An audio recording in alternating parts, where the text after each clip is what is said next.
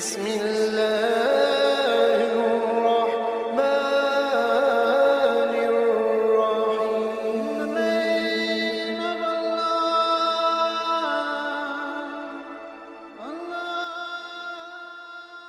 الرحيم. بسم اللہ الرحمن الرحیم. شروع اللہ کے نام سے جو بڑا مہربان اور نہایت رحم والا ہے. نبی کریم صلی اللہ علیہ وآلہ وسلم نے ریاست مدینہ کے قیام کے بعد مختلف حکمرانوں کے نام خطوط جاری کیے اور انہیں اسلام کی دعوت دی. ان خطوط میں سے ایک خط کیسر روم کی طرف بھیجا. شام اس وقت سلطنت روم کا حصہ تھا. کیسر بھی ان دنوں شام میں موجود تھا. کیسر کے دربار میں ایک نہایت دلچسپ اور ایمان افروز واقعہ پیش آیا. حافظ ابن کثیر رحمۃ اللہ علیہ نے حافظ ابو نعیم اصفہانی رحمۃ اللہ علیہ کے حوالے سے یہ دلچسپ اور حیران انگیز واقعہ نقل کیا.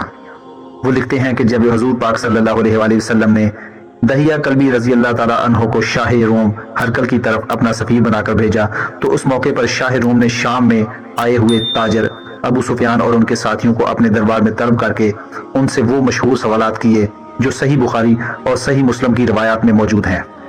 ابو سفیان ابھی تک مسلمان نہیں ہوئے تھے، اس لیے ان کی یہی کوشش رہی کہ وہ رسول اللہ صلی اللہ علیہ وآلہ وسلم کو ہرکل کی نگاہوں میں معاذ اللہ حقیر اور کمتر بنا کر پیش کریں. لیکن وہ کہتے ہیں کہ اللہ کی قسم میں اس بات سے صرف اس لیے باز رہا کہ میں یہ پسند نہیں کرتا تھا کہ ہرکل کے پاس کوئی جھوٹ بولوں اور وہ میرا جھوٹ پکڑ لے اور وہ پھر میری کسی بھی بات کو سچا نہ مانے. آخرکار مجھے آپ کی معراج والا واقعہ یاد آ گیا.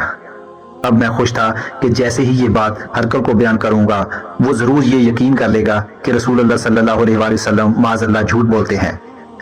میں نے خوشی خوشی کہا بادشاہ سلامت، کیوں نہ میں آپ کو ایک ایسی بات بتاؤں جس سے آپ کو معلوم ہو جائے کہ اس شخص یعنی نبی کریم صلی اللہ علیہ وآلہ وسلم نے جھوٹ بولا ہے. بادشاہ نے پوچھا وہ کیا بات ہے؟ میں نے کہا ان کا یہ دعویٰ ہے کہ وہ ایک رات ہمارے علاقے سرزمین حرم سے نکلے اور تمہاری اس مسجد ایلیا یعنی کہ مسجد اقصی تک آ گئے اور اسی رات صبح ہونے سے پہلے یعنی بہت تھوڑے وقت میں ہمارے پاس یعنی مکہ مکرمہ میں واپس پہنچ گئے. ابو سفیان دل میں خوش تھا اور کیسر روم پر نگاہیں لگائے کھڑا تھا کہ اچانک کیسر غصے سے تڑبڑا اٹھے اور کہے گا کہ یہ جھوٹ ہے، ایسا ہرگز ممکن نہیں. لیکن ابو سفیان کو کیا خبر تھی کہ اللہ تعالیٰ جب اپنے محبوب کی عزت افزائی فرماتا ہے تو گواہی بھی دشمن کے گھر سے دلواتا ہے. جیسے ہی ابو سفیان نے واقعہ معراج کا حوالہ دیا، ایلیا یعنی بیت المقدس کا سب سے بڑا پادری اس وقت کیسر روم کی قریب ہی بیٹھا تھا. اس نے ابو سفیان کی یہ بات سن کر فوراً کہا میں اس رات سے واقف ہوں. کیسر روم نے حیرت سے پادری کی طرف دیکھا اور پوچھا تمہیں اس کے بارے میں کیسے معلوم ہے؟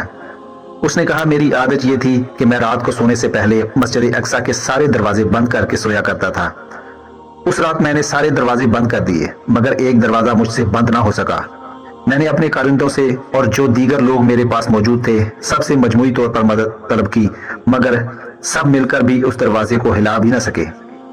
ایسا لگتا تھا جیسے ہم کوئی پہاڑ اس کی جگہ سے سرکا رہے ہیں.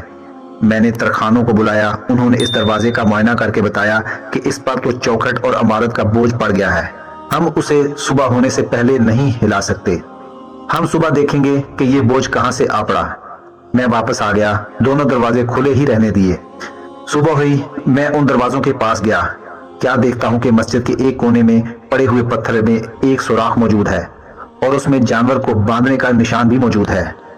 میں نے اپنے ساتھیوں سے کہا یقیناً رات کو یہ دروازہ کسی نبی ہی کے لیے کھلا رکھا گیا تھا اور انہوں نے ہماری اس مسجد میں نماز بھی پڑھی ہے. دوستو ویڈیو اچھی لگی ہو تو چینل کو سبسکرائب کریں اور دوستوں کے ساتھ بھی ویڈیو شیئر کریں. اللہ تعالیٰ آپ کا حامی و ناصر ہو.